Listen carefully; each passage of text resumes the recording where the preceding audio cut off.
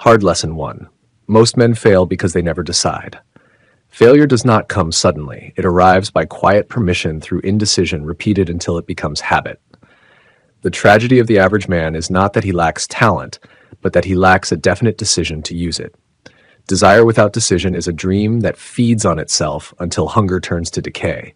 Every step of progress begins with one act, a decision that ends hesitation. Until the will commands, nothing moves. I have studied thousands who failed, and the pattern is cruelly simple. They waited for certainty before acting, but certainty never comes before motion. It is born from it. Henry Ford did not wait for approval before building his first automobile. He made his decision while others mocked. They called him impractical, foolish, a mechanic chasing fantasy. But Ford understood that a single definite choice has more power than 100 intentions. Decision breeds direction. Direction breeds faith. Dr. Frank Gonzalez once declared publicly he would raise $1 million to build a college for those who had none. He possessed neither wealth nor influence, only conviction. Yet that declaration, spoken decisively, set invisible forces in motion. Within weeks, opportunity answered. Decision was the magnet, forces the response. Indecision is the silent thief of time. Every hour of hesitation is a small surrender. The man who delays one day will delay again tomorrow, and soon a decade. Clothed in excuses, he snorts. We'll call it prudence, when in truth it is fear-wearing reason's mask. The habit of later builds invisible chains. It was will, until the man who once dreamed of greatness becomes servant to circumstance. He drifts not because he lacks power, but because he surrendered it grain by grain through indecision. The world respects the man who knows his mind. His decisiveness commands trust even before results appear. Others gather around him instinctively because certainty is magnetic. The indecisive man, no matter his ability, repels resistance. His hesitation infects others with doubt. Say within yourself, I decide swiftly. I hold to my decision calmly. My faith commands action. My mind obeys its own word. These are not words of arrogance. They are acts of discipline. For each decision you make without retreat, your character grows a new layer of strength. Fear dissolves in the presence of movement. Every firm decision carves a path through confusion. The timid man who finally discovers courage was never the absence of fear. It was the act of choice despite it. The moment you decide, the universe begins to rearrange itself around your will. Failure begins where decision ends. If you would save 10 years of wandering, learn this law. Think once, decide once, act daily. For indecision lies dominion, the power that separates those who drift from those who direct. Hard lesson 2. Talent without discipline is useless. The graveyard of failure is filled with men of talent who refuse to train it. I have met men whose genius was dazzling, whose ideas sparkled, yet who could not remain faithful to a single pursuit.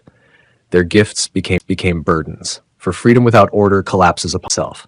Discipline is not restriction, it is liberty organized. It is the bridge between imagination and realization. Without it, even the finest mind becomes a prisoner of its moods. Talent desires excitement. Success demands repetition, and repetition, though dull to the restless, is the mother of mastery. Thomas Edison practiced this truth more than he preached it. In his laboratory, he worked to a rhythm that did not depend upon inspiration. He rose, observed, tested, and recorded day after day, year after year. Routine made inspiration predictable. By disciplining his time, he disciplined fortune itself. I once knew a brilliant inventor who changed pursuits every month. Each new idea seemed more promising than the last, and yet none reached completion. He mistook variety for progress and curiosity for growth. When his life closed, his workshop was full of fragments, proof that talent without discipline builds nothing enduring. The law of repetition is divine. Skill becomes instinct only when trained beyond the reach of emotion. The pianist who practices through boredom, the writer who rewrites the same page until it sings, the craftsman who polishes unseen corners all obey the same principle. Perfection is patient repetition. Discipline removes emotion from decision. The disciplined man acts because it is time to act, not because he feels. His habits carry him through storms that paralyze others. He does not rely on mood, for he has made motion his nature. Early praise is often a curse. It teaches comfort instead of mastery.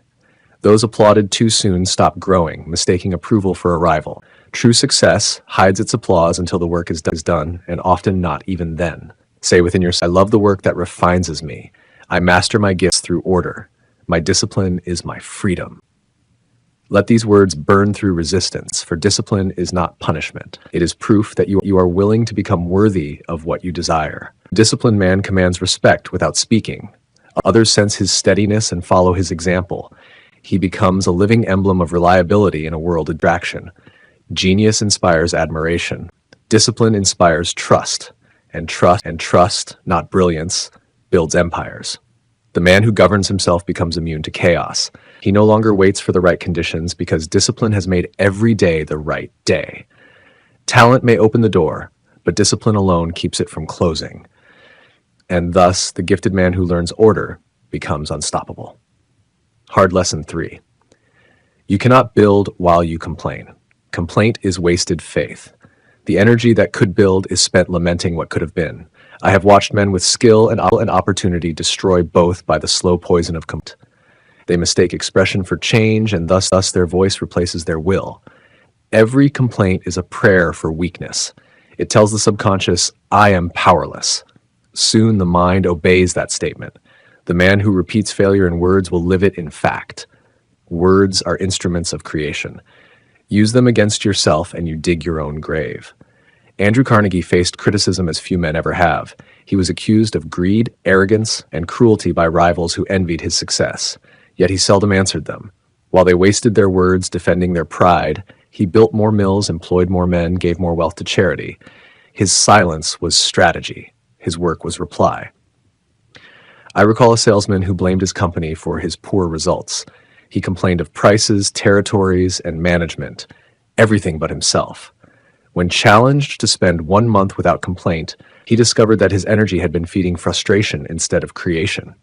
His sales doubled, not because the world changed, but because his attitude did. The mind becomes what it repeats. Complaint repeated daily blinds a man to solutions standing in plain sight. Gratitude repeated daily sharpens perception until even obstacles reveal hidden advantages.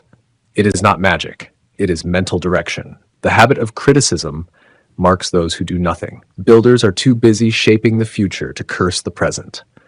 Every word of complaint is a brick removed from your own foundation. Every word of gratitude is a stone added to your fortress. Replace every complaint with one act of correction. Do not speak of what you dislike until you have improved it.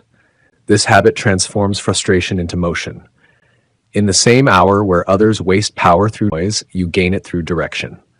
Say within yourself, I build with every word. I refuse to speak against myself. My silence strengthens my success. Let calm replace commentary. Let creation replace complaint. The man who refuses to complain gains a strange and quiet authority. Others trust him because he does not spread unrest. His presence steadies a room. Even when unspoken, his calm rebukes the complainer more effectively than ever could. Bitterness is replaced by action. Pity turns to power, and soon results begin to speak louder than grievances ever did. The world does not reward noise, it rewards contribution. Those who stop complaining begin to lead without demanding time. The man who builds while others talk is the man years will remember, for time itself is deaf to excuses but obedient to action. Hard lesson 4. Excuses are the language of failure.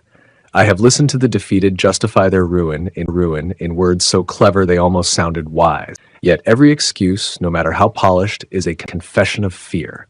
Men fail not because life is unfair, but because they permit themselves to explain instead of correct. Excuse is the mask worn by hesitation when it wishes to appear innocent. During my research, I found no failure without a story. Some blamed their upbringing, others their employer, others their timing. But for every man who failed under such conditions, there was another who succeeded within them. The difference was ownership. One surrendered his power by explaining. The other claimed his power by acting. A young clerk once told me I would have succeeded if not for bad luck. Years later, his complaint had matured into bitterness and his opportunity had vanished. Meanwhile, a colleague who faced the same hardship used it as training. Luck, you see, is the name men give to other people's discipline. Excuses are taught early. Parents and teachers reward self-pity with sympathy instead of correction. Thus, the child grows believing his reasons are worth more than his results. By the time he becomes a man, he cannot separate explanation from effort. His very words defend his stagnation. The mind cannot serve two masters. It cannot hold justification and determination at the same time. Each excuse you repeat steals a fraction of your will. Soon you believe your own story more than your potential.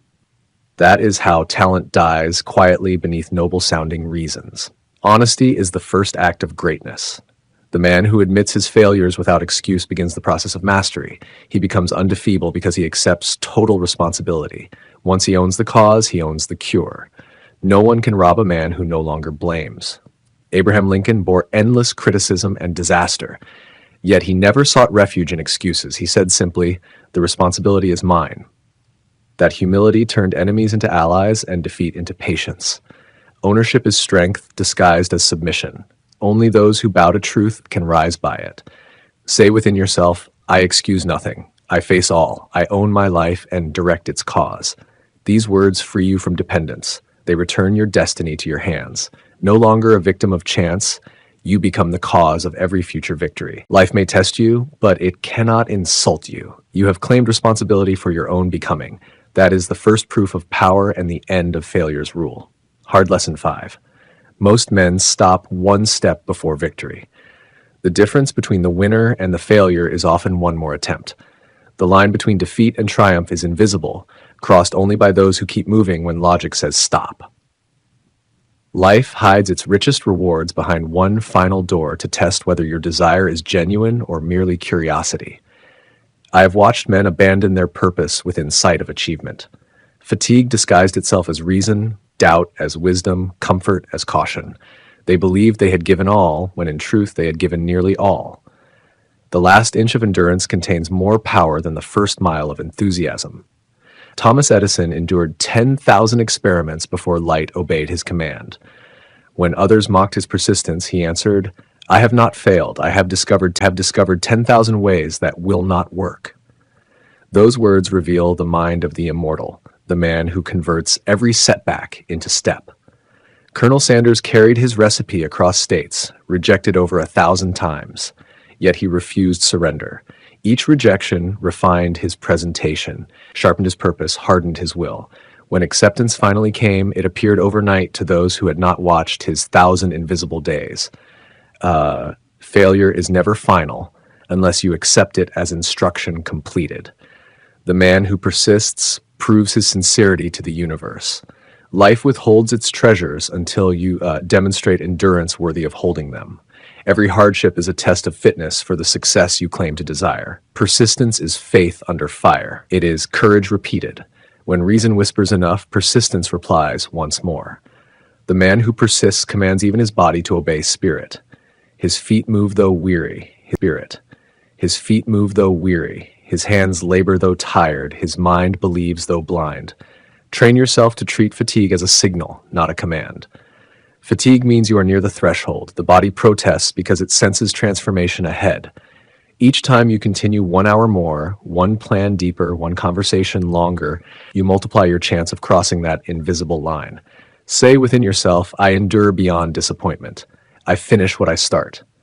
My persistence commands results." These words are not comfort. They are orders to your subconscious. They teach the mind that giving up is not permitted. Frustration becomes power when it no longer dictates your direction. Delay becomes education when you stop measuring time by comfort. Life will not deny you the harvest. It simply ensures you have strength to handle it. That strength is built only in the waiting. Remember, the door to fortune swings on its final hinge. Push once more when others stop. That is where destiny hides from the impatient and reveals itself to the faithful. Hard lesson 6. Pride destroys what patience would have built. Pride is blindness disguised as strength. It whispers to the man, "You are right because you wish to be." Many who stood on the brink of greatness have fallen because they would not wait, listen, or learn. Pride builds towers faster than wisdom builds foundations, and so they crumble first. In my years of study, I found pride more destructive than ignorance. Ignorance can learn. Pride refuses instruction. The proud man defends reputation over reality. He argues when he should observe. He demands applause when silence would teach him. Thus, the victory that patience might have earned slips quietly away. I recall a businessman who lost his investors through arrogance. He refused to admit error, insisting his judgment was beyond question. His partners withdrew, not because of failure, but because of his refusal to face truth. Pride isolates a man until only his echo answers him. Andrew Carnegie listened as rivals quarreled, shouted, and boasted. He spoke little, waited long, and when he finally spoke, his words ended argument. Patience gave his speech the weight of thunder. Those who learn to wait become unassailable. Those who rush become forgettable. The law of patience is eternal. Results ripen like fruit. Pick them before their season, and you spoil both labor and reputation. The world remembers not who started fastest, but who finished strongest. And strength is always the child of patience. Humility is not weakness, it is awareness. The humble man sees truth clearly. The proud man sees only reflection. Lincoln endured insult, gossip, and betrayal, yet answered few of them. His patience preserved the Union when pride would have destroyed it. Restraint became his crown. Pride seeks credit. Patience seeks progress. One drains energy in defense of self. The other saves energy for the task. The patient man is difficult to provoke because he knows time fights for him. The proud man battles shadows, imagining every question a threat. Say within yourself, I am unmoved by vanity. I wait for right timing. My calmness protects my crown. These words turn impatience into peace, arrogance into authority. The quiet man rules not by volume but by vision. His composure is his command. The patient man earns allies. He learns before he acts, listens before he speaks, and finishes what others abandon. To those who watch, he appears wise. To those who follow, he appears safe. And when success comes, it stays because it has matured with him. Remember what pride builds swiftly, time destroys easily. What patience builds slowly, eternity cannot erase. Better to arrive 1 year late with wisdom than 1 day early with ruin. For the man who learns patience becomes master not only of his craft, but of himself. Hard Lesson 7. Weak associations weaken the mind. The men I studied who failed most consistently shared one trait.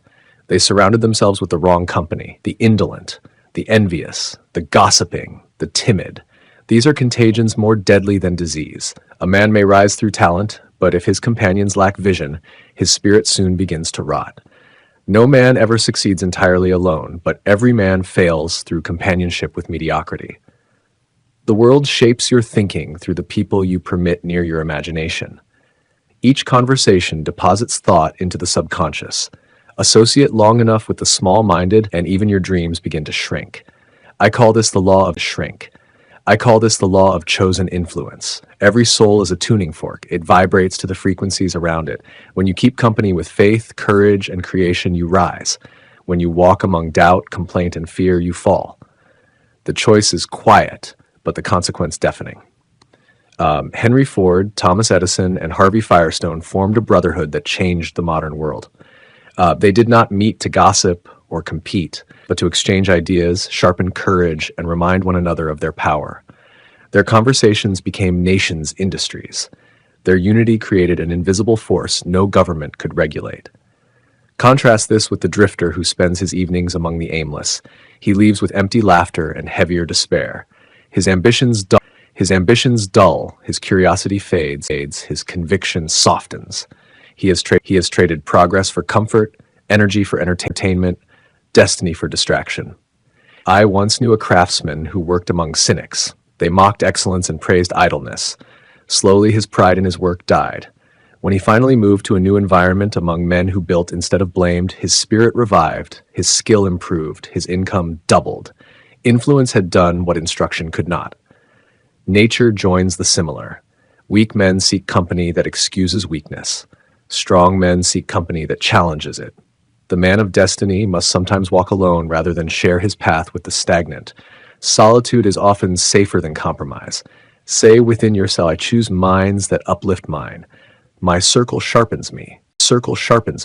My spirit attracts its equal. Repeat until your standards become law. For you will always attract what you tolerate and repel what you have outgrown. When you purify your associations, opportunity begins to appear. People of influence sense your rising energy and are drawn to it. The lazy and jealous will drift away of their own accord. They cannot breathe the air of purpose. Isolation is temporary. Elevation is eternal. The company of great thoughts will keep you when human company departs. If you would save 10 years of frustration, choose your companions by values, not by comfort. For no man rises above the faith of those he listens to daily. Hard lesson 8. Fear disguises itself as logic. The most dangerous fears do not shout. They whisper in the language of reason. They come dressed as caution, prudence, and practicality.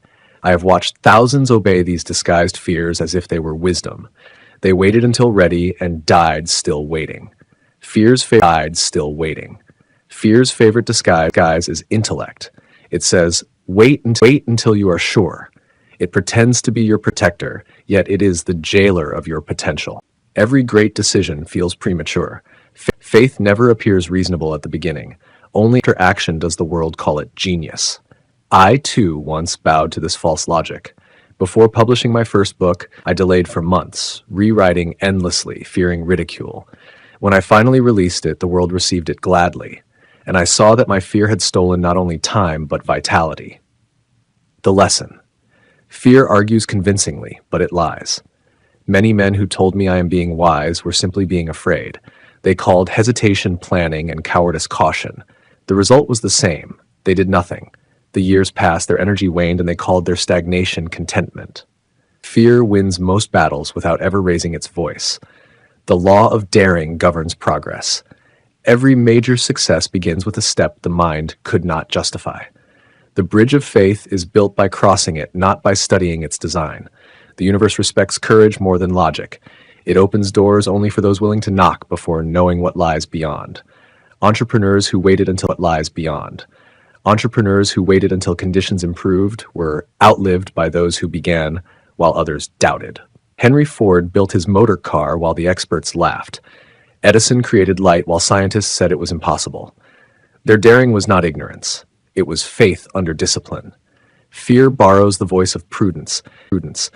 It tells you to protect what little you have rather than pursue what you desire. Yet everything valuable I have seen was gained through risk. The risk of being misunderstood, of being mocked, of being momentarily alone. Say within yourself, I think with courage, I act before comfort. My faith commands my mind. Repeat until thought obeys will. For faith is not emotion. It is motion before evidence. Action destroys fear as light destroys darkness. The man who conquers fear becomes rare, and rarity commands respect. Others sense his courage and gather near it, seeking shelter beneath his certainty. His calm boldness becomes contagious. Where others tremble, he moves, and movement itself makes him leader. Fear will always visit. It cannot live where decision acts swiftly. Whenever your mind presents a reasonable excuse to delay, recognize it for what it is, the elegant lie of timidity. Step forward anyway. Victory belongs to the unreasonable man who dares before proof. Hard lesson 9. The mind becomes what it repeats. I have discovered one law above all others. Repetition is creation. Thought reinforced through emotion and habit becomes identity. The mind does not argue. It obeys whatever it hears most often, whether truth or falsehood. This single fact explains both failure and success. Every repeated thought lays a brick upon the architecture of your subconscious. Speak limitation long enough and you will build a prison.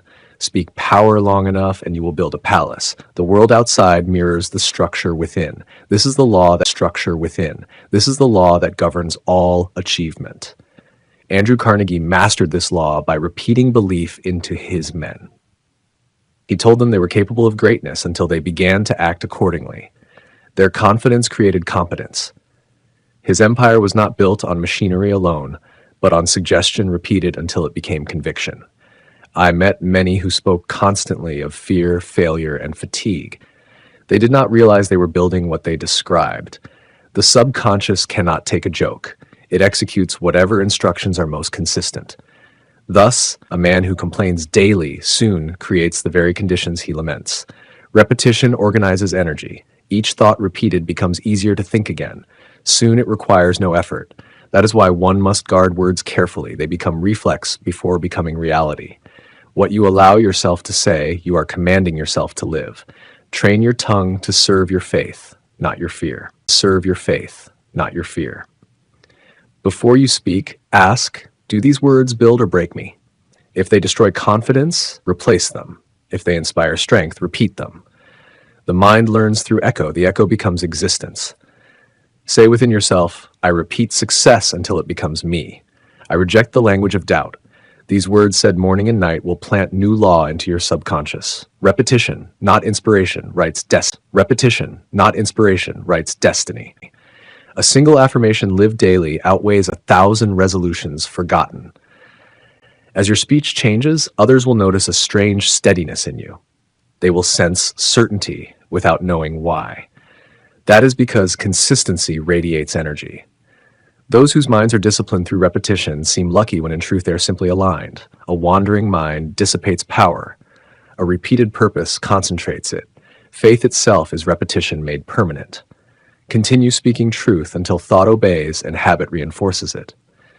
The mind you train today becomes the master that serves you tomorrow. And so guard your repetition with jealousy, for what you rehearse in secret becomes what the world applauds or pies in public. You are building yourself brick by brick, word by word. Speak only that which you wish to live forever. Hard Lesson 10. Wealth without character destroys its holder. I have witnessed many men who gained fortunes only to lose their souls beneath the weight of them. They learned how to earn, but never how to rule what they earned. Money is power, but power without principle becomes a curse. Riches magnify the nature of the one who holds them. If he is wise, they serve him. If he is vain, they enslave him. I have spoken with heirs who inherited empires yet ended in disgrace. They mistook luxury for leadership. They thought comfort could replace character. They discovered too late that money obeys only those who respect it as responsibility. Wealth does not create wisdom. It reveals the absence of it. Andrew Carnegie possessed the spirit of stewardship. His riches were never ornaments, but instruments. He gave away his fortune to educate, uplift, and advance the minds of others. His libraries, universities, and endowments are proof that wealth directed by purpose becomes eternal capital, value multiplied through generations. I knew another man who acquired great profits in trade, but spent them on vanity. He built mansions, bought applause, and surrounded himself with flatterers. When the market shifted, his empire collapsed and no friend remained.